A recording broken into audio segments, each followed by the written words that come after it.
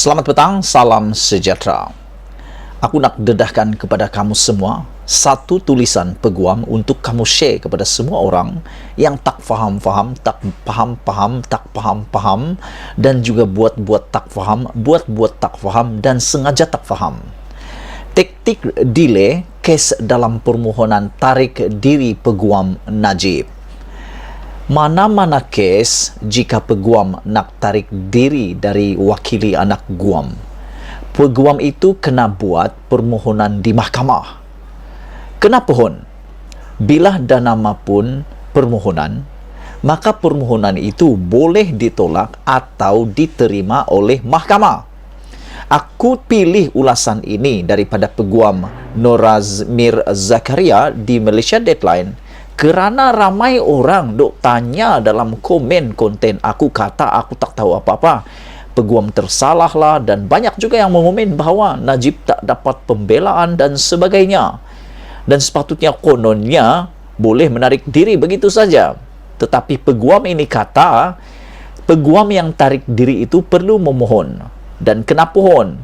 Dah nama pun permohonan, maksudnya boleh ditolak atau diterima oleh Mahkamah Persekutuan. Alasan permohonan itu macam-macam lah. Lazimnya sebab peguam tak lagi dapat arahan anak guam hilang, atau saja-saja buat-buat hilang, anak guam tak bayar iuran guaman, anak guam tak lagi percaya dengan peguam-keguam, dan lain-lain lagi lah. Ada banyak alasan yang boleh dicipta, direka-reka untuk membolehkan peguam itu menarik diri. Jadi, hakim bila dengar permohonan itu, hakim akan pertimbangkan. Kalau dah sampai tahap guam, anak guam hilang, takkanlah hakim nak biarkan peguam tu teruskan kes. Nayalah katanya. Tapi kalau anak guam tu jenis tak hilang dan available je memanjang, isi duit bukan masalah, peguam pula hebat, asik nak bertukar peguam pula, kes pula dah lama, apatah lagi teknik nak delay kes pun dah bermacam-macam yang telah dibuat. Ingat, hakim nak layan atau biar? Ingat hakim tu bodoh dan baru jadi hakim sebulan dua ke? Hakim ini adalah yang arif, bijaksana, dan hakim tak akan pernah hanya sebulan dua, apalagi di Mahkamah Persekutuan. Ianya dibarisi oleh ketua-ketua hakim yang paling besar mahkamah di Malaysia. Taktik delay oleh mana-mana pihak dalam sesuatu kes ini bukanlah perkara yang asing. Dalam kes Ho Hock Sing menentang Lee Sheh Peng NORS 2015 9 CLJ, Hakim Mahkamah Tinggi pun ada mengatakan beberapa perkara. Yang boleh ingat atau simpan lagi kes yang saya sebutkan sebentar tadi, sebab baru saja beliau menggunakan kes ini dalam 2-3 minggu yang lepas.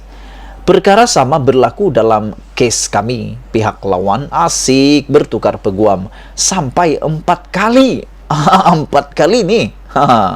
Hingga kan kes pun asik tertangguh. Takkan naya tu. Jadi, pihak kami suarakan hal ini kepada mahkamah.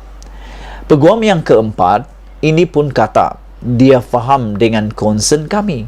Sebab dia pun tak tahu yang dia ni adalah lawyer yang keempat dah. Kalau jadi pada kes dia pun, dia kata dia bantah. Biasalah, anak guam ni pun kadang-kadang akal panjang. Macam dia nak lantik lawyer baru, bukannya dia nak cerita habis pun. Dalam kes Najib sekarang ini pula, ini yang panas. Dengarkan baik-baik, fahami baik-baik. Dalam kes Najib sekarang ini pula, hakim yang bersidang bukan seorang, tapi 5 orang. Jadi, bila Mahkamah Persekutuan tolak permohonan peguam Najib untuk tarik diri atau tangguh kes, ia adalah keputusan semua 5 orang hakim itu. bukan seorang hakim saja. Kena ingat, setiap 5 orang hakim itu ada kuasa untuk membuat keputusan sendiri. Boleh jadi ada yang setuju, ada yang tidak setuju. Sebab tu, ada kes yang berkeputusan sebulat suara, ada yang majoriti 4-1 atau 3-2. 4-0 saja yang tiada. Itu keputusan menu. Jangan buat hal di sini. Itu tentang bola sepak. Jadi, bila semua 5 orang hakim tolak permohonan peguam Najib tu, maknanya setiap dari mereka berpendirian permohonan Najib itu tidak bermerit, tidak berasas. Saya biasa buat bicara kes dengan salah seorang hakim yang berlima itu. Taklah sebut namanya, kata penulis ini. Hakim ini memang garang dan strict. Kedah kata, canggih nak mampoi. Janganlah buat hal, katanya. 13 tahun dulu, masa saya kali pertama ada kes depan hakim ini, masa dia tengah bagi arahan, saya sebut okey yang Arif. Terus dia jeling dan sound. What okay? How long do you practice? Don't okay in front of me, kata hakim itu. Saya pun jawab, okey yang Arif. No, sekali lagi dia degil panjang. Dia jegil panjang. Bodoh sungguh aku ni. Duk pi okey buat apa? Cuak punya pasal, kata penulis ini. Nak ceritanya, punyalah strict dan pantang sungguh bab etika dan disiplin itu. Jawab okey pun tak boleh. Ini kan pula nak buat akal tukar peguam dan nak tangguh kes. Ini Mahkamah Persekutuan kot. Ini Mahkamah Persekutuan, bukan mahkamah yang rendah. Mahkamah yang paling tinggi dan dalam segala hierarki mahkamah, bukan mahkamah penghulu. Pernahlah juga dalam 10 tahun dahulu, saya last minute ambil kes satu orang nih, ganti peguam lama. Esok lusa dah bicara, dah baca dah kes, boleh je nak teruskan. Cuma bila hari bicara, saya maklum kepada hakim, saya perlukan masa untuk studi lanjut kes. Samalah macam alasan kes Najib itu.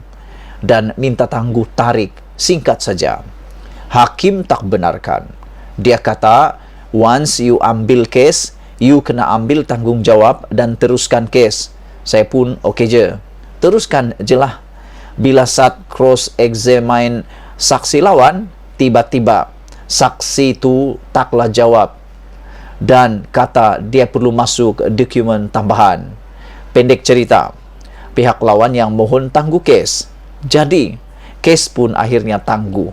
Itulah dia, aku nak tangguh tak bagi. Itulah tadi aku nak tangguh tak bagi, katanya. Kesimpulannya, janganlah duk ingat apa yang berlaku dalam kes Najib ini benda asing dan pelik. Keputusan Mahkamah Persekutuan itu pun tak pelik. Tarik bicara kes Najib, ni lama dah ditetapkan. Bukan baru semalam dapat WhatsApp tarik. Yang lebih pelik ialah kalau kes tak jalan dan tangguh, tu pelik. Aku ulang lagi. Yang pelik ialah kalau kes tak jalan dan tangguh, itu pelik. Jadi, jangan duk buat terbeliak cempera serupa tetelan putik deghian. Aku pun tak faham apa yang dia sebut akhir ini. Duk terbeliak cempera serupa tetelan putik deghian. Aku tak faham lah itu.